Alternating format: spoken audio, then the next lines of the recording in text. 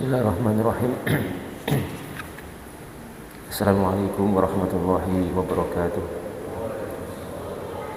Alhamdulillahirabbil alamin wassalatu wassalamu ala asyrafil anbiya'i wal mursalin sayyidina Muhammadin wa ala alihi wa sahbihi ajma'in. Tsumma amma ba'd. Masyarul muslimin jamaah salat subuh yang dimuliakan Allah Subhanahu wa taala.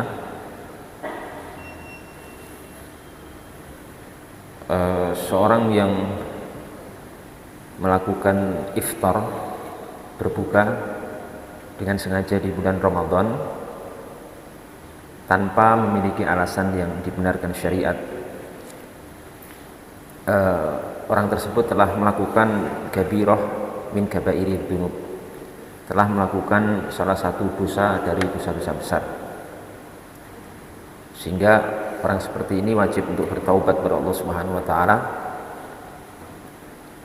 dengan taubatan yang shadiqah, ya, taubatan nasuha.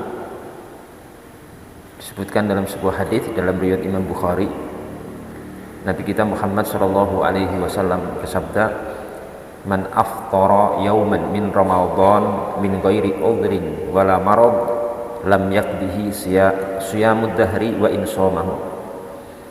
Barang siapa yang berbuka di satu hari dari bulan Ramadan tanpa adanya alasan yang dibenarkan syariat dan juga bukan karena sakit, maka seandainya dia puasa setahun itu belum bisa membayar satu hari yang dia tinggalkan jika hal itu dia lakukan. Nah, di sini berbuka di siang hari bulan Ramadan tanpa adanya sebab yang dibenarkan syariat ini mengharuskan dua hal, yaitu qadha dan kafarah atau salah satunya. Jadi kalau ada seorang yang berbuka di siang hari bulan Ramadan tanpa adanya sebab yang dibenarkan syariat atau alasan yang dibenarkan syariat, itu tidak akan lepas dari hal ini. Mungkin dia harus qadha plus membayar kafarah, denda, atau salah satunya saja, mungkin qadha saja, mungkin membayar kafarah. Perinciannya sebagai berikut.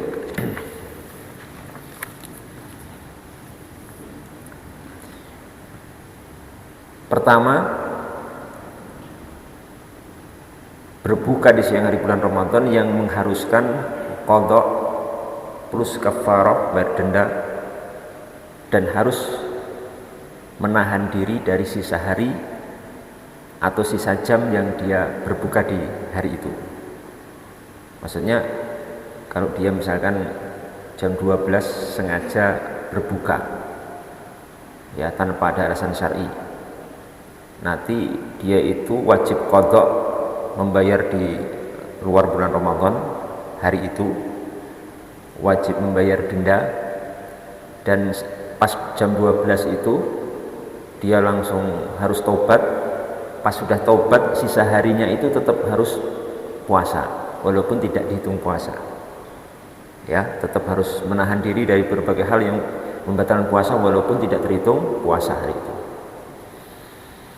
Ini poin pertama, ini khusus seorang yang melakukan hubungan suami istri atau jima di siang hari bulan Ramadan dengan sengaja. Jadi kalau ada seorang di siang hari bulan Ramadan dalam kondisi puasa sengaja berhubungan suami istri, maka kewajiban dia pertama harus qadha, nanti keluar Ramadan harus mengganti hari itu puasa. Ya, nomor 2 harus membayar kafarah, denda. Nanti saya jelaskan dendanya. Yang ketiga, dia harus menahan diri dari sisa jam yang masih tersisa. Bukan terus kemudian dia boleh makan minum sampai sore. Enggak.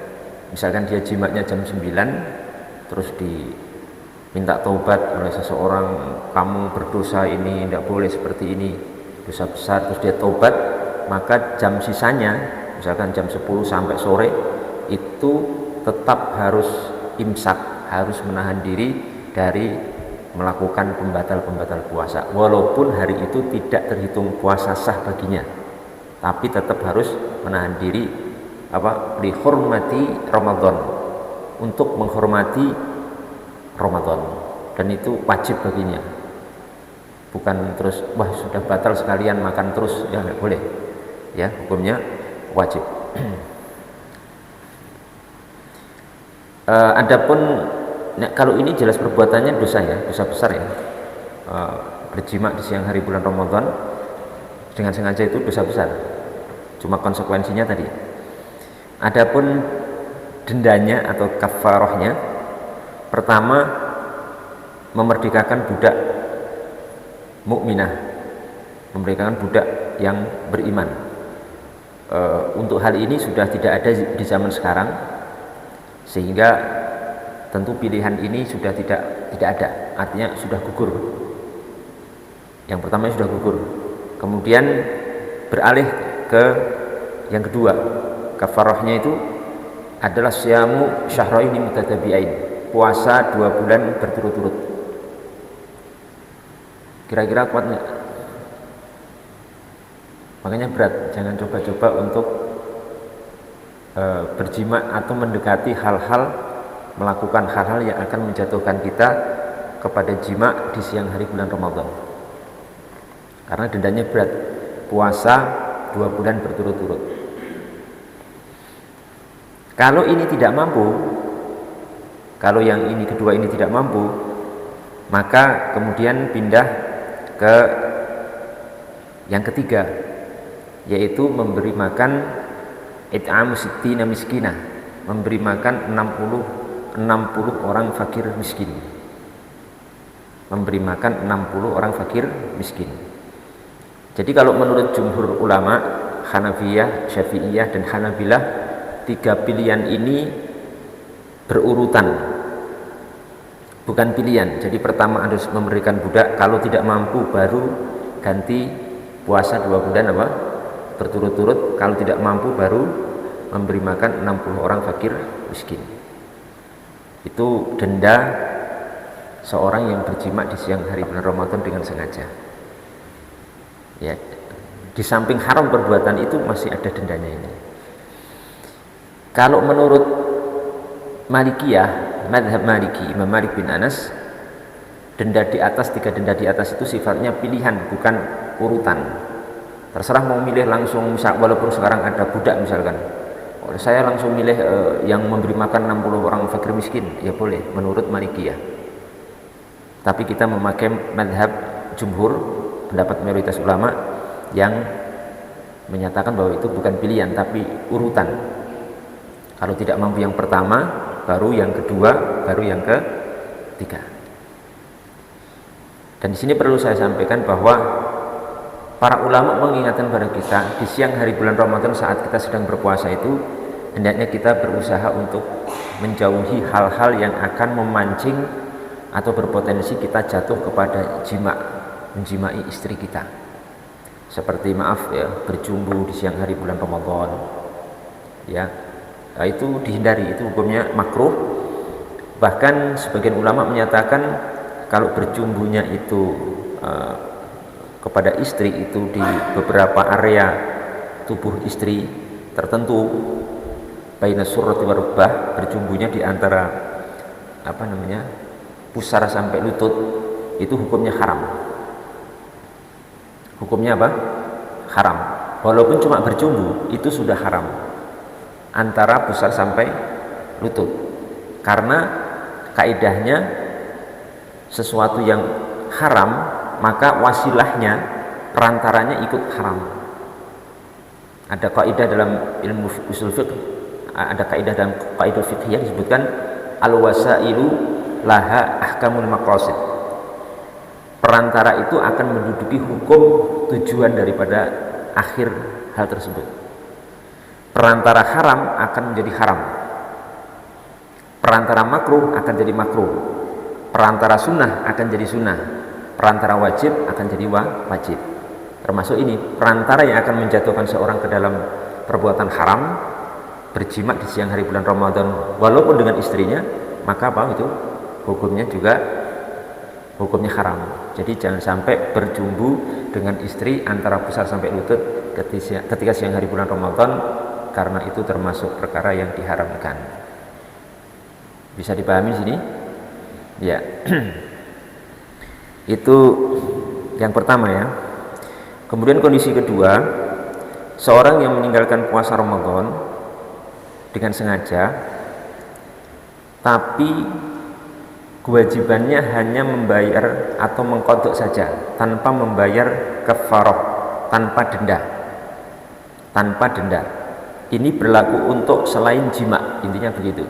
Jadi misalkan seorang puasa di bulan Ramadan, kemudian dia sengaja makan,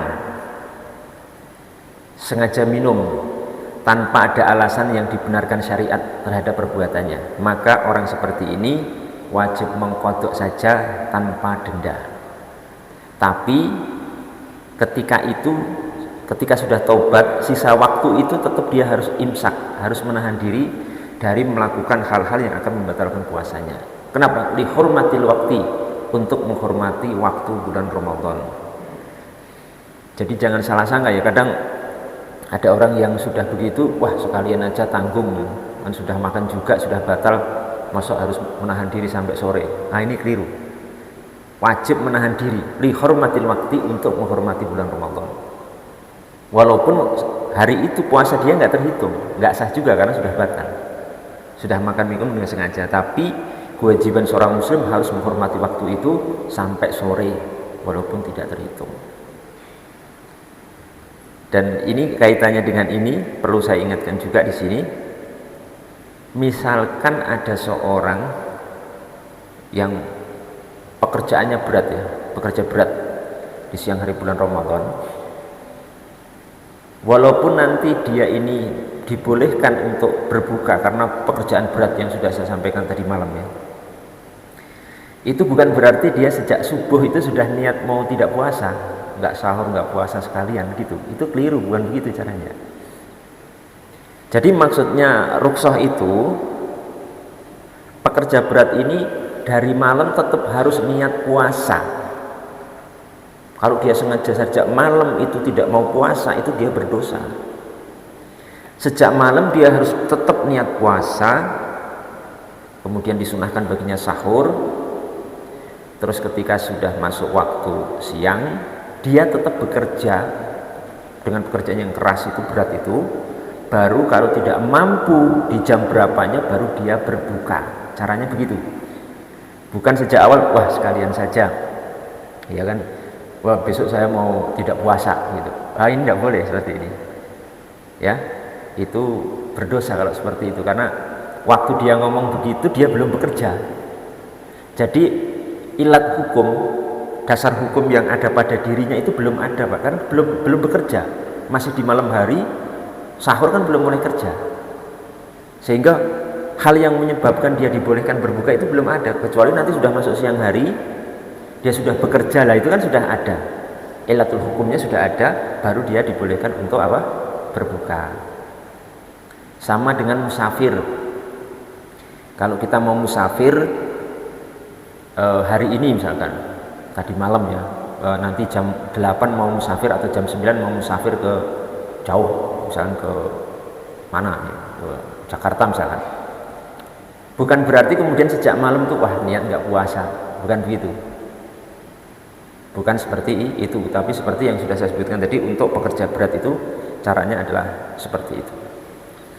Nah, sebagai penutup di sini untuk masalah qadha dan denda yang diwajibkan kepada orang yang berjima di siang hari bulan Ramadan itu, dalilnya tercantum dalam riwayat Abu Hurairah yang dikeluarkan oleh Imam Al-Bukhari dan Imam Muslim. Yang waktu itu ada seorang sahabat yang datang kepada Rasulullah kemudian mengatakan, halaktu, ya Rasulullah halaktu, wahai Rasulullah celaka aku. Loh, kemudian Nabi bertanya, malak, ada apa kok celaka? Ceritakan kalau beliau ternyata berjima di siang hari bulan Ramadan dan seterusnya. Nah waktu itu Nabi bertanya, apakah kamu mampu memerdekakan budak? Tidak punya budak. Terus kemudian ditanya, apakah kamu mampu puasa 2 bulan berturut-turut? Juga tidak. Terus ditanya lagi, apakah kamu punya sesuatu untuk bayar denda, yakni sedekah, memberi makan 60 orang fakir miskin? Juga tidak. Waktu itu begitu. Terus Nabi terdiam. Orang ini sudah melakukan maksiat, bayar dendanya juga nggak bisa. Ya. Memerdekakan budak nggak bisa, puasa 2 bulan nggak bisa, memberi makan 60 orang fakir miskin juga tidak bisa. Setelah itu Nabi diam sejenak, masuk ke dalam rumah, kemudian beliau keluar sambil menenteng 1 kresek kurma. 1 kresek apa? Kurma. Kemudian Nabi mengatakan, khudha fatasaddaq. Ini sudah kamu ambil, terus sedekahkan ke 60 orang fakir miskin. Dibantu Nabi maksudnya. Lah orang ini menimpali, a'ala afqar minni ya Rasulullah. Memangnya ada di daerah sini yang lebih fakir daripada aku? Ya, tidak ada di daerah ini yang lebih fakir daripada aku, tidak ada. Mendengar jawaban itu apa disebutkan? Faldhahika an-nabiyyu sallallahu alaihi wasallam hatta badat an yabuhu. Mendengar jawaban itu Nabi tertawa sampai terlihat gigi serinya.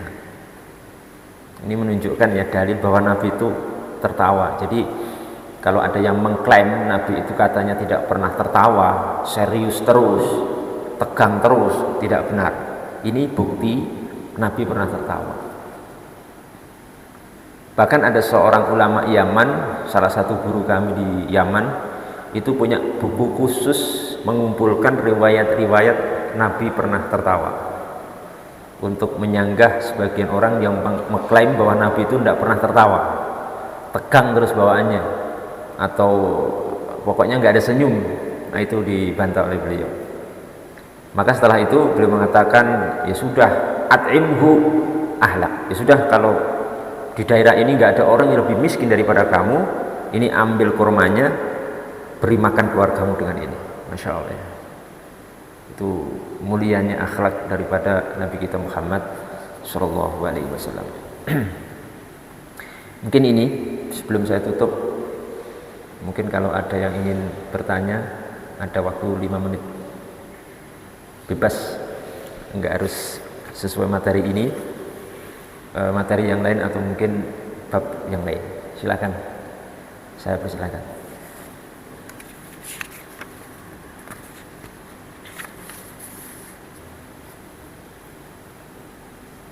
Ada enggak ini?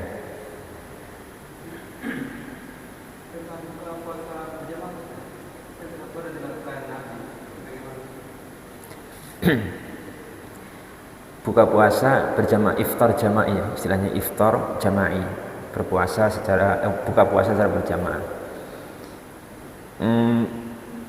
Kalau maksudnya hal itu seperti yang biasa dilakukan oleh kaum muslimin di negara kita dan juga negara-negara lain di dunia ya, seperti Saudi, seperti Afghanistan, seperti Pakistan, Yaman, Aljazair, Yordan dan lain sebagainya, yang biasanya ada acaranya kan begitu, ya kan? Buka puasa diawali, kalau di tempat kami di Jawa ya juga seperti itu. Jadi masyarakat dikumpulkan, ada ustadz yang ceramah dulu, nanti pas mendekati azan berhenti, kemudian buka bersama. Kalau maksudnya apakah ada contoh dari Nabi persis seperti itu? Tidak ada. Nabi nggak pernah begitu, nggak pernah melakukan persis seperti itu, nggak pernah. Tapi perlu dipahami begini, dalil itu tidak hanya terbatas pada contoh Nabi. Dalil itu jamaah yang disepakati ulama itu ada 4. Ada Quran, ada hadis, ada ijma' konsensus ulama, ada qiyas, analogi. Ini yang disepakati ulama ahli sunnah wal jamaah.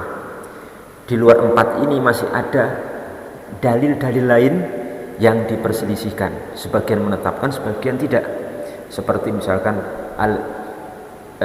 istihsan, kemudian al-bara'atul asliyah, kemudian ada syara'u man qablana, ada mungkin lebih dari 8 atau 12. Kalau kita belajar usul fikih akan tahu itu. Itu pertama. Kemudian kedua, andai Nabi tidak melakukan persis cara buka bersama seperti yang kita lakukan, ya, bisa jadi amaliyah itu sudah termaktub, terkandung dalam dalil-dalil lain yang sifatnya umum. Contoh misalkan Nabi itu memerintahkan kita untuk berbuka, gitu kan, intinya berbuka untuk iftar.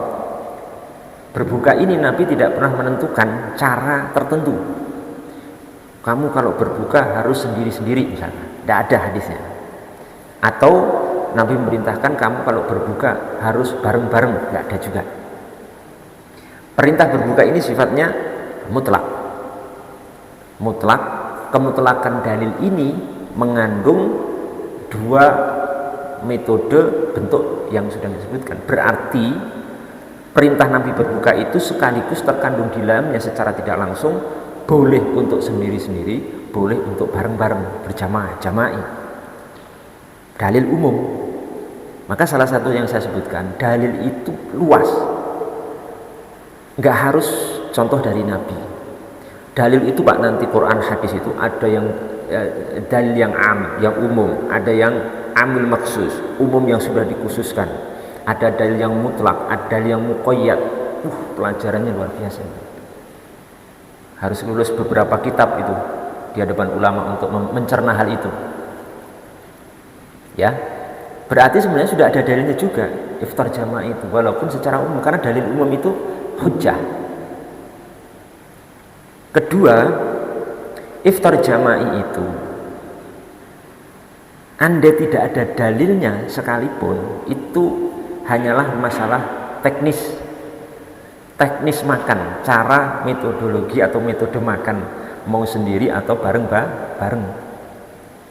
Itu di luar ibadah, ya, karena tidak membutuhkan spesifik dalil gitu, nggak butuh, karena itu sebenarnya cara makan saja, mau bareng-bareng atau sendiri, itu di luar ibadah. Itu masuknya nanti cuma tradisi, adat, kebiasaan di satu daerah, negeri, kaum muslimin. Ingat kaidahnya, al-aslu fil adati al-ibahah. Kaidahnya asal hukum tradisi itu boleh sampai ada dalil yang mengharamkan. Jadi kalau nanti ditanya apa dalilnya ini, nggak ada dalil karena hukumnya sudah boleh. Ini kan tradisi aja, turun temurun. Yang mengharamkan malah dituntut, mana dalilnya kok nggak boleh? Coba hadisnya iftar jama'i, makan buka berjamaah itu haram. Datangkan hadisnya, datangkan Qur'annya. Mana yang mengharamkan iftar jama'i? Kalau nggak ada berarti kembali kepada hukum asal al-ibahah, boleh. Kemudian di samping itu bisa ditambah lagi berkumpul istima' alat to'am, berkumpul untuk makan itu termasuk sunnatun min sunanil anbiya atau sunnatun min sunnati rasul, min sunani rasul. Makan berjamaah itu termasuk sunnahnya Rasulullah Muhammad SAW. Banyak sekali hadis-hadis yang menjelaskan itu. Al-istima' alat to'am, kan itu akan semakin barokah. Berarti dari sisi berkumpulnya juga ada ada dalilnya secara umum. Dalilnya kan istima' alat to'am, ya, berkumpul makan bareng. Termasuk jenis makan itu ya makan buka bersama. Buka itu kan termasuk jenis makan. Berarti secara tidak langsung sudah masuk dalam keumuman dalil anjuran kesunahan makan berbarengan atau berjamaah, iftar jama'i atau istima' alat to'am, itu sudah ada di situ. Jadi seperti itu kesimpulannya. Jadi gini ya, kalau nanti semua itu harus ada contoh dari Rasulullah SAW, dalam arti Nabi itu harus melakukan segala hal, akan banyak masail, permasalahan agama yang nanti ketemunya nggak ada contohnya dari Rasulullah SAW. Memangnya kultum subuh ini ada dalilnya? Nggak ada, Pak. Mau dicari hadisnya kapanpun, senantiasa istimror terus-menerus kultum subuh seperti ini Nabi tidak pernah melakukan di bulan Ramadan. Termasuk apa kalau malam itu? Kultum terawih, nggak ada. Silahkan cari kemanapun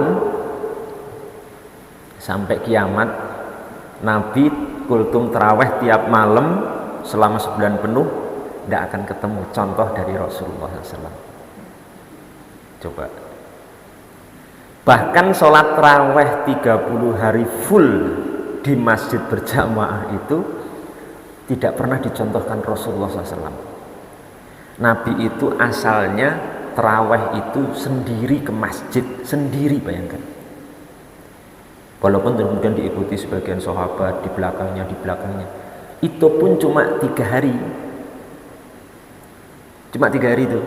Setelah 3 hari beliau tidak keluar rumah dan terawih di rumah. Berarti kan nggak sampai sebulan. Kalau kenapa kita sebulan full berjamaah di masjid? Itu tidak ada dilakukan Nabi SAW, tapi itu dilakukan atas istihad sahabat Umar bin Khattab di zaman kekhalifahan beliau, baru di zaman Umar bin Khattab. Jadi di zaman Rasulullah belum ada sholat tarawih berjamaah sebulan penuh dengan satu imam. Di zaman Khalifah Abu Bakar As-Siddiq juga belum pernah. Baru di awal fi sadri khilafati Umar bin Khattab, baru di awal kekhalifahan Umar bin Khattab itu baru terjadi itu atas istihad Umar bin Khattab. Atas siapa? Istihad Umar bin Khattab. Ini daripada sahabat ini semuanya kalau sholat tarawih kok sendiri-sendiri di masjid. Ada yang di sana, di pojok sana, di pojok sana, di pojok sana. Ada yang di rumah. Akhirnya sahabat Umar bin Khattab beristihad, sudahlah kita kumpulkan semua kaum muslimin, kemudian kita imami dengan satu imam. Kemudian waktu itu nanti saya jelaskan masalah jumlah rakaat sholat tarawih di babnya. Kalau sekarang nanti nggak seru ya, panjang. Itu ya kurang lebihnya. Jadi masalah iftar jamaah atau doa buka puasa bersama itu perkara yang boleh-boleh saja. Bahkan kalau lihat dalil-dalilnya secara umum itu perkara yang dianjurkan, paling tidak minimal dianjurkan oleh para ulama kita, dan itu terjadi hampir di seluruh negara-negara Islam, bahkan termasuk di Saudi Arabia, di Haramain, yang pernah saya alami sendiri waktu Ramadan di sana. Itu ya sama, bareng kan juga iftar jamaahnya, buka puasanya kan bareng gitu, berderet panjang itu ya. Mungkin bedanya nggak ada ceramah saja, tapi kalau buka puasa bersamanya kan juga sama sebenarnya. Kok nggak sendiri-sendiri mereka? Ya karena memang itu boleh, bahkan dianjurkan ya, daripada misalkan sholat tarawih sendiri-sendiri. Ya lebih baik berjamaah sesuai dengan istihad dari sahabat Umar bin Khattab radhiyallahu ta'ala. Mungkin itu yang bisa saya jawab untuk pertanyaan ini, mudah-mudahan bermanfaat bagi kita semuanya. Wabillahi taufiq wal hidayah. Wassalamualaikum warahmatullahi wabarakatuh.